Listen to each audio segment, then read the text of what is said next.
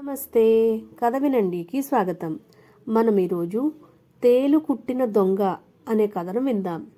పూర్వం ఒక గ్రామంలో రామయ్య, సోమయ్య అనే స్నేహితులుండేవారు. రామయ్య వ్యాపార నిమిత్తం వేరే రాజ్యానికి వెళ్ళాలనుకున్నాడు.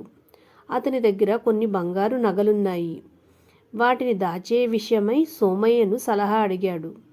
ఊరి చివర ఓ పాడుబడిన ఇల్లుంది, అక్కడ పాతిపెడదాం అన్నాడు సోమయ్య. ఆ రోజు రాత్రే తమ పథకాన్ని అమలుపరిచారు. తర్వాత వ్యాపార నిమిత్తం రామయ్య వెళ్ళిపోయాడు. కొంతకాలానికి సోమయ్యకు దుర్బుద్ధి పుట్టి దాచిన నగలను తెచ్చుకున్నాడు. కొన్ని నెలల తర్వాత రామయ్య తిరిగి వచ్చాడు.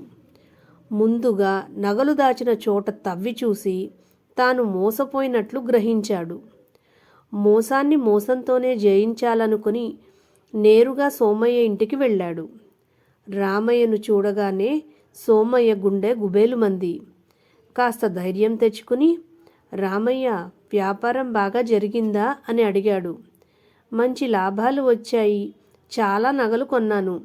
మనం రేపు రాత్రి వీటిని కూడా అక్కడ దాచి నేను మళ్ళీ వ్యాపారానికి వెళ్ళాలి అని చెప్పాడు. సోమయ్య ఆ రోజే నగలన్నిటినీ ఎక్కడి నుంచి తీశాడో అక్కడే పూడ్చిపెట్టి వచ్చాడు. రామయ్య మరికొన్ని నగలు పాతిపెట్టి వ్యాపారానికి వెళ్ళగానే మొత్తం దోచేద్దాం అనుకున్నాడు. మర్నాడు రాత్రి సోమయ్య రామయ్య కోసం చాలాసేపు ఎదురుచూశాడు. కానీ అర్ధరాత్రైనా రామయ్య రాలేదు. ఇక లాభం లేదని సోమయ్యే రామయ్య ఇంటికి వెళ్ళాడు. సోమయ్య, నేను ఇప్పుడప్పుడే వ్యాపారానికి వెళ్ళడం లేదు, నగలు దాయడానికి తర్వాత వెళ్దాంలే అని చెప్పాడు. సోమయ్య నిరాశగా ఆ పాడుబడ్డ ఇంటికి వెళ్ళి నగలు దాచిన చోట తవ్వి కుండను బయటకు తీస్తే అందులో రాళ్ళు రప్పలు తప్ప ఇంకేమీ లేవు. ఇదంతా రామయ్య పనే అని గ్రహించి తేలుకుట్టిన దొంగల కిక్కురు మనకుండా ఉండిపోయాడు. కథ సమాప్తం.